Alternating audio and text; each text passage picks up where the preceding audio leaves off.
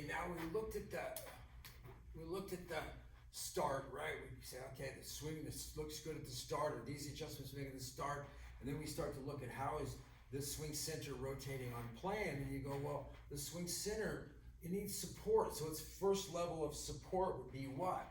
Would be your lower spine, would be your hips and your pelvis, right? Then now you think about what a poorly designed tool this is for supporting, because up here I have one point I'm trying to balance, but down here I have two independent hips. So I have, basically I've got two things turning like this to try to balance that correctly, right? So it is a challenge. It is a challenge trying to learn how to take and keep your lower spine, your hips and your pelvis up underneath, right, this, right, and keep it balanced throughout the swing, right? That's the beauty of when you watch elite players, you know, and you see them generate all of this speed with elite control, and then they finish with great balance, right? So you know that they learn how to make this go fast and use their trail arm, okay? But they have what? They have to have great balance underneath it. So that first level of support is going to be through your hips and pelvis. So your hips and pelvis can what? They can turn in and out, right?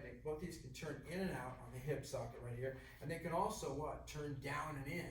So if this part, I'm going to put this up here across my swing center.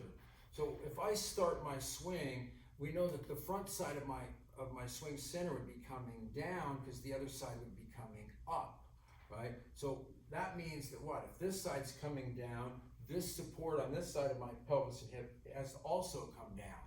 We know that it's coming down and it's also coming into the center, into the middle of my swing. So I'm going to come down and in, and then that would be on the opposite. I'd be coming where? Up and away. So when you can see somebody present themselves in this fashion here, and you go, okay, well, this is on plane and this has support, right?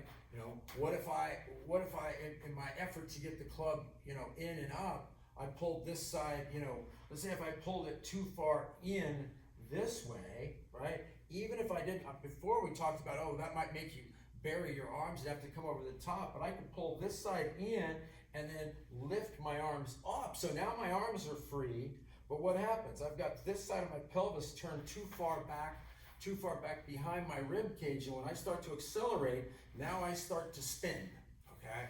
And when you start to spin, then what's gonna happen to your arms in the club on the outside of your swing? They're gonna start flying around, okay? When they start flying around, you start hitting it sideways, you start mishitting the ball, and then you go, well, man, I'm so inconsistent. And I go, well, what do you think? Okay? I mean, you know, if when you accelerate something and you know, 20% of the time you can get it balanced, that's great. 20% of your swings be good. You know, and if you go, well, 40% of them it's okay, and I go, okay, that's good. So you got 20% good, 40% okay. And then what about the other 40% when you try to go rebalance it? They go, well, those are where? They're over in bunkers, they're out of bounds, they're over in lakes, and all of a sudden you go, well, I'm inconsistent. Yeah, you're inconsistent. Why? Because you can't balance the machine.